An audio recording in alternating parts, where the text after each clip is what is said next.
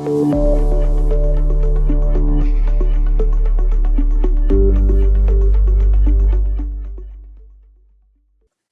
evening or good morning for wherever you're located. I'm Deepa Gautam-Nigge from SAP, sending nice regards from Munich in Germany. And I have the pleasure today to welcome my colleague Karina Edmonds, who's also with me in SAP, heading the universities and academies team globally.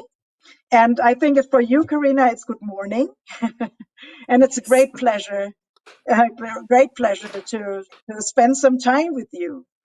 And in terms of introduction, Karina has a very impressive career, and she will also later conduct a talk in the keynote on the future of data science. But I think we take now the opportunity to learn a bit more about you, Karina, as a person. And Karina, today is International Women's Day, and the hashtag is Choose to Challenge. Is there any particular challenge that you just picked and you want to share with us today? Sure. I'm fairly new to SAP, and I'm just going to get behind our challenge of really working hard to ensure that we have 50% women by 2030. And so I'm getting behind that goal here. And of course, to continue to support women in STEM as I've done for many, many years. Okay, and I can imagine, Karina, you joined us last year in April, so you joined a new company during a worldwide pandemic, and I think that also was quite of a challenge that you would never have imagined. But how was that like? Yes, it was challenging. It was obviously the first time I've ever done that. It's been reassuring to know though that I'm not the only person. Interesting, I've come across a lot of people who started new jobs. Luckily at SAP, I think, which has a culture of working remotely and it's very international, I think it was a very natural switch for a lot of employees. And so what I've tried to do is just connect with people. As you know, we met early on when I joined. And so I've really just tried to have a lot of one-on-ones and meet with the team, really get to know people personally, and then their background and the wealth of skills that they bring to the position. So it's been really interesting, but I have to say I'm ready to meet everybody in person. So Yeah, I'm fingers also looking crossed, maybe forward this to. summer. Yeah, So yeah, yeah, just absolutely. And I should say also, Deepa, personally, I'm actually the youngest of six girls, and I have three daughters myself. So this is a topic that is near and dear to my heart. that's great. And also, Karina, what we also have in common is that we both kind of at intersection of different industries and different worlds. So you have a very amazing career. You worked um, in different industries. You bridged the academic world. You worked for government. All things we have in common. But how do you find it difficult to really be between these jobs or jump from one sector to another? Sure. Yeah, it's interesting because when you get your PhD, typically you go into this one area, this one field that you have deep knowledge of. And I've sort of deviated. I've become a jack of all trades and almost an expert in none.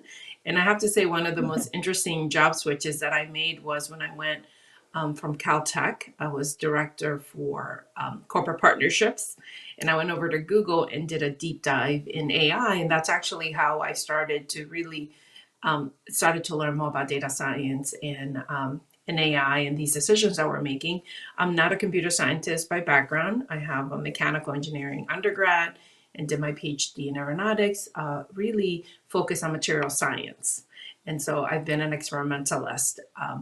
And so in that last job switch, going over to Google, where I reported to Fei Mhm. Fei Li, one of the biggest and researchers in AI. She's actually at Stanford, and really having to just learn this new field completely, almost from scratch, was really challenging, but at the same time, probably one of the most interesting job switches that I've had as well, and rewarding because now I'm here, of course, and really have gotten to see the field, learn unfortunately, the lack of women, the lack of people of color in this field, and some of the problems and challenges that it's facing, honestly, because of that lack of diversity at the table and creating a lot of these tools and solutions. Yeah. And just any, is there any learning or any advice that you can give? You just really say you jump from one field to another. So what helped you to get immediately up to speed in a completely new environment, in a new role, in a new setup? What were your life hacks on that? Sure, a lot of reading, a lot of studying. Um, and it's just a time, honestly, to really dig deep. And yeah, there was one particular book. The name escapes me. I know it's from MIT Press, but it was just a lot of the terminology. In Yeah. terms of artificial intelligence, neural networks, reinforcement learning, what it means from self learning, reinforcement learning, all the different types of AI. Um, a lot of words get thrown around in terms of just broadly, right? AI encompasses a lot of things, but one of the artificial intelligence, and basically at the heart of it is automating decisions on data that we have, right? And recognizing, but I would say one of the eye-opening areas was you recognize a lot of the data is biased because it's been collected sometimes mostly on one demographic, right? So the Hmm. data is biased, but for me, what was eye-opening also was to see that a lot of the algorithms can actually amplify these biases. Yeah. And so the fact that you can continue to, again, you start out with biased data, then the algorithms can be biased. Um, and just, one of the things that we are pushing towards is explainable AI. And again, not to get too far from the question, but again, just a lot of reading, a lot of learning, trying to get the basics down. So it's almost like learning a new Hmm. language, which is, my next language is German. But yeah, it's practically that's kind of how I see it. And also, so with that, just encourage people to be open and to take the challenge and learn and Yeah. grow. Yeah. And I think it's interesting as an aerospace engineer, digging deep into the topic of AI makes you getting closer to understand space odyssey and how that worked. So it's maybe just go into the movies a bit. Um, but also talking about advice and getting yourself up to speed. Also, we have so many in the audience, so many young people kind of close to finishing their studies. And what advice would you give others to really start their careers if you're just close to finishing your studies and jump into the first job? Mhm. Any hack on that? Yeah. First, I would say to be yourself and be comfortable. I think as women, sometimes we feel like, oh my gosh, I don't know this, but we know a lot. We know a lot more than I think we often give ourselves credit for. And to recognize that what as a young graduate, what you're Yeah. bringing to the job, what's so important, and part of the reason they hired you is that you're bringing this fresh perspective.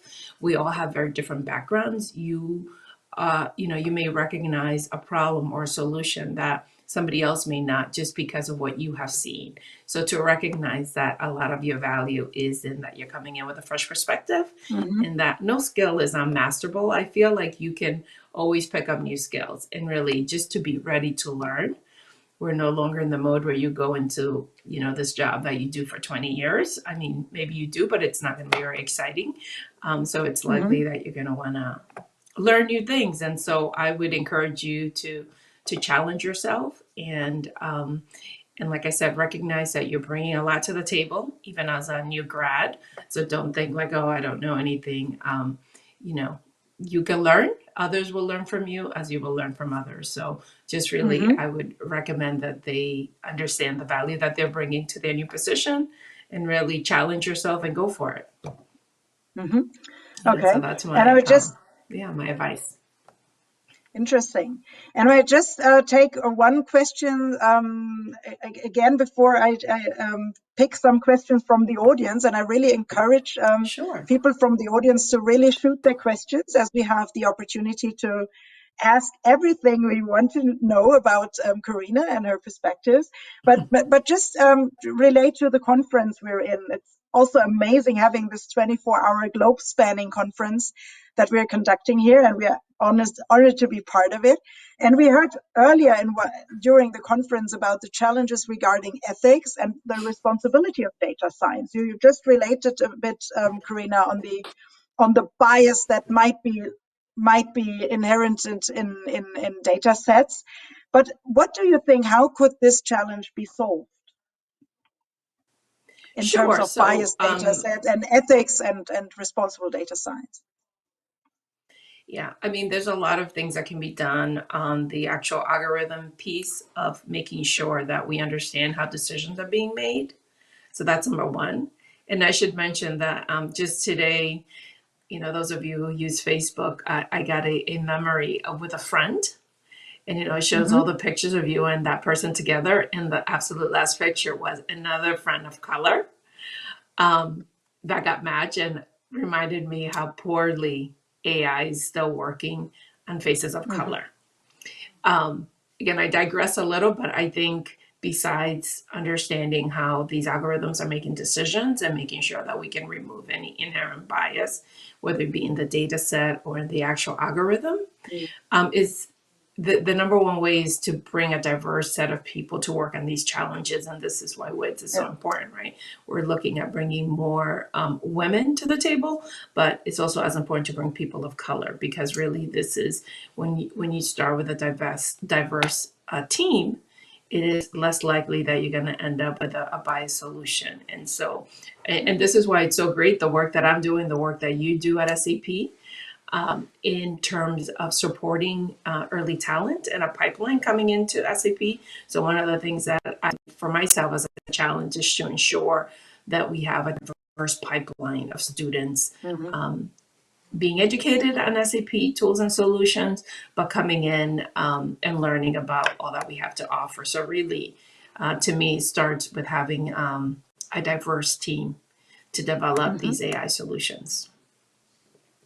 And yeah, just picking also a question from the audience that just relates to what you just said. There is a question: is what do you wish people in academia understood about working in corporate R&D? Any advice on that? Just also talking about, and I know that you have some experience in also bridging this. Absolutely. Yeah. Thank you, Deepa. And thanks for whoever submitted the question. So, yeah, there are a lot of things. Obviously, I'm in this field because I feel there's a lot of advantages to academia and industry working together. And we absolutely have a lot of common objectives, right? Number one is making sure we're graduating the most prepared and prepare students, and that we have given the students all the tools that they're going to need to be successful. But Mm-hmm. to get directly to the question, there are a couple of areas that tend to bring in some friction on these relationships between Mm-hmm. academia and industry. One is that the timeline. Typically, academia has a much longer timeline than we have in industry, right? So that's number one, and recognizing that. And I think it's important to have both some short-term and long-term goals in as we build these Mm-hmm. relationships. Another one is around IP. I myself became a patent agent a long time ago for this specific reason, because most of Mm-hmm. the delays in contracts between industry and academia, again, are around IP, open publication, the freedom to publish, which of course we would Mm-hmm. never want to infringe upon or impact negatively in any way. But academia, they want to disseminate their results as widely as possible, and that is great, and that's part of the reason that makes academia so special, that they can come up with these amazing scientific discoveries and disseminate them.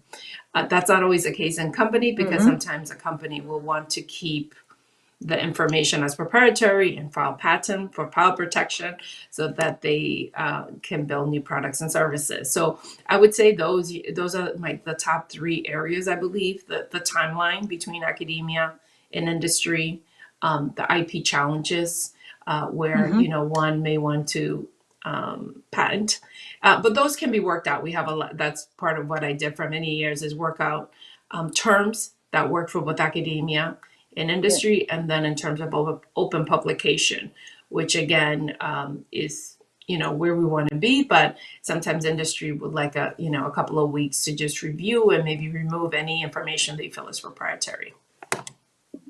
So hopefully that answered the question. Yeah, and talking about publications, also there's a very nice question about the top books that you think somebody should read when he or she is getting new into the field of AI and machine learning right now.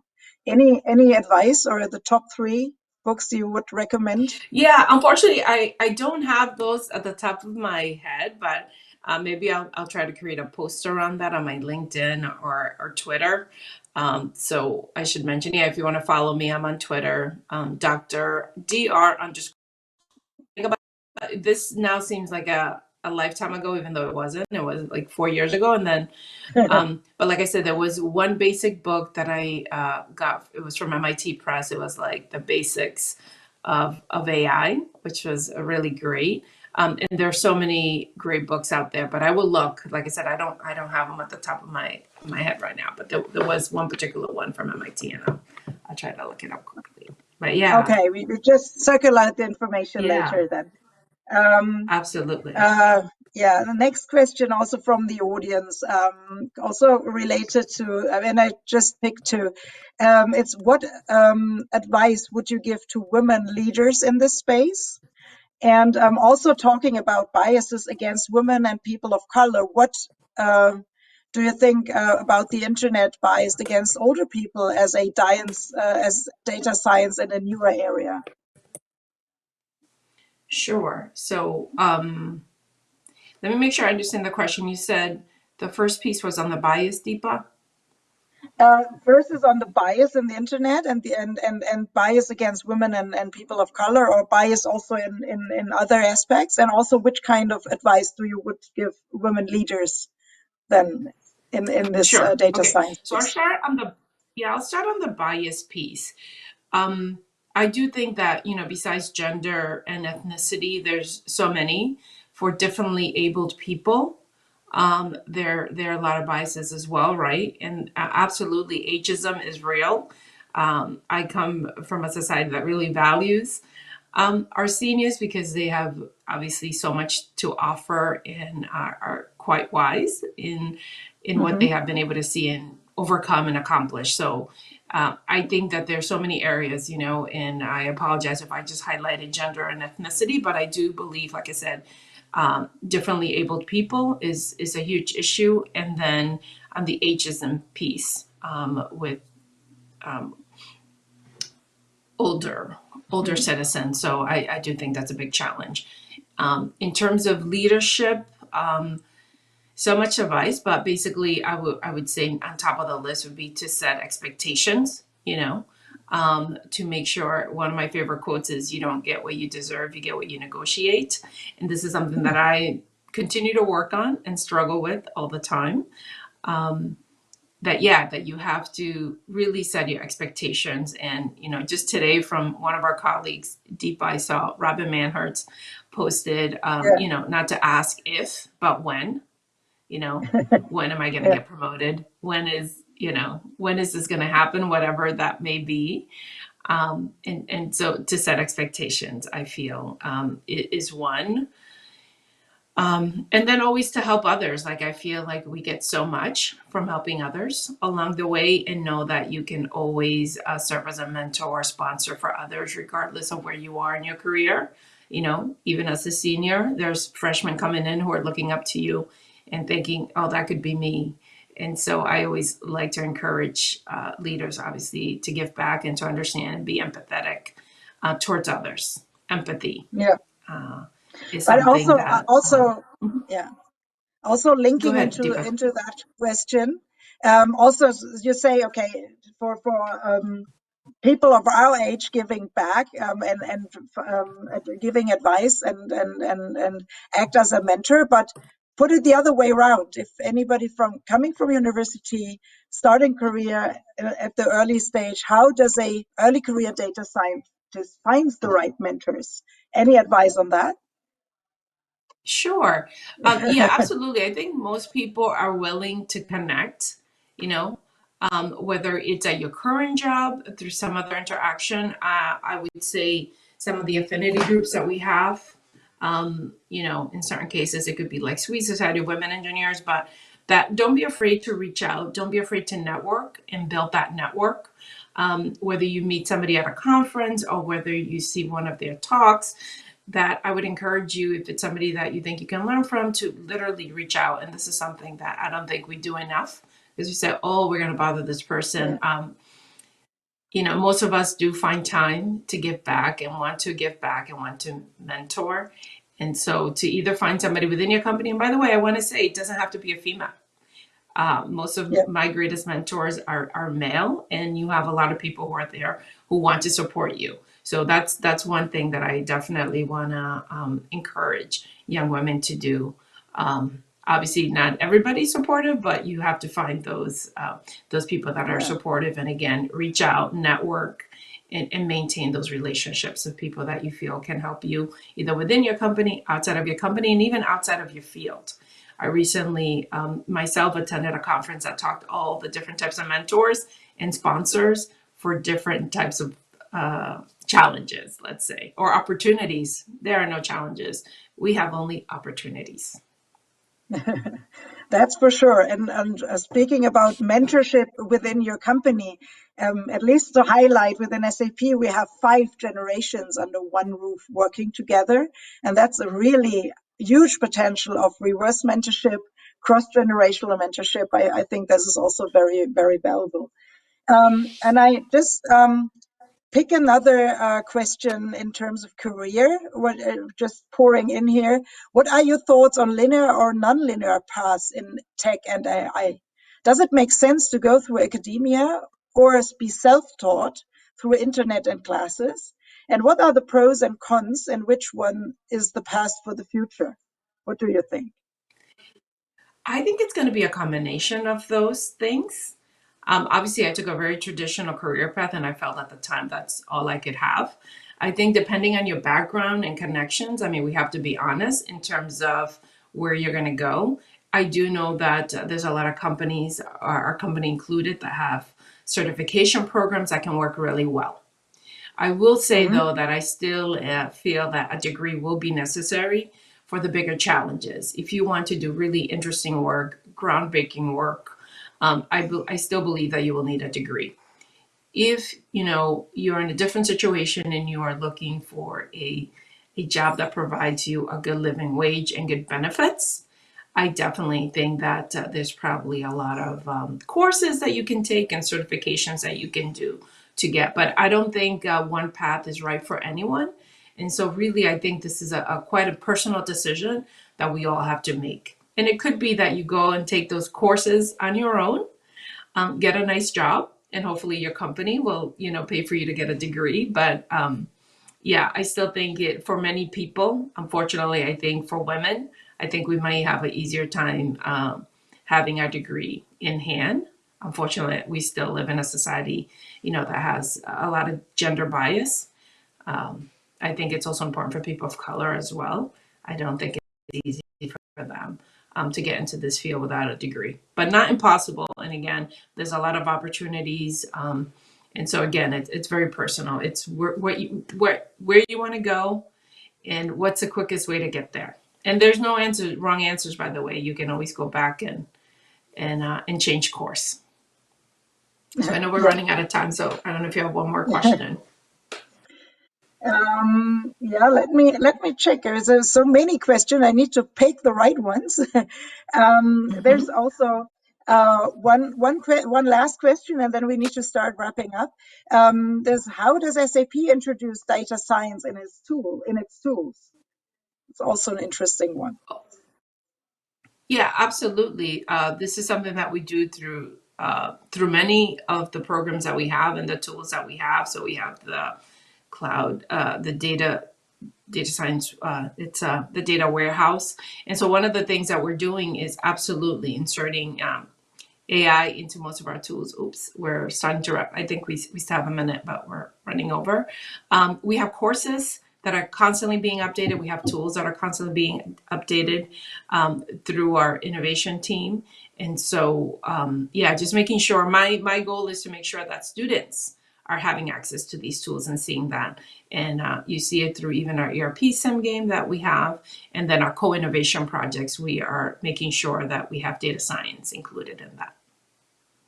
So. Okay, so we're at top of our slot now.